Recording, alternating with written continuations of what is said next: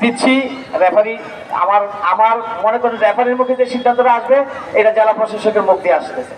আমার কথাটাই রেফারি বলবে, আপনারা সেটা মেনে নেবেন। খেলায় হার জিত আছে, একজন চ্যাম্পিয়ন হবে, একজন রানার আপ হবে। চ্যাম্পিয়ন আর রানার আপ হবে তেমন কোনো পার্থক্য নাই, 19 আর 20। আমি আশা করি যে আমাকে আপনারা শেষ সম্মানটা দেখাবেন। আমি যাতে আজকে রাতে ঢাকায় যতটা সময় গিয়ে পড়ছি আমি যাতে বলতে পারি যে নেত্রকোনার যুব সমাজ জেলা প্রশাসক হিসেবে শেষ কর্মদিবসেও আমাকে সম্মান দেখাইছে। এই অনুরোধ আপনাদের কাছে রাখবো। এখানে অনেক ডিপার্টমেন্টের কর্মকর্তা কিন্তু আছেন, আমাদের পুলিশ বাহিনীর সদস্য আছে, আনসার বাহিনীর সদস্য আছে, ফায়ার সার্ভিসের সদস্য আছে, বিভিন্ন গোয়েন্দা সংস্থার সদস্য আছে। সবাই যাতে বলতে পারে যে নেত্রকোনা মানুষ জেলা প্রশাসক স্যারকে সম্মান দেখিয়েছে। এই প্রতিশ্রুতিটুকু আপনাদের কাছ থেকে আশা করে আমি মাইকটি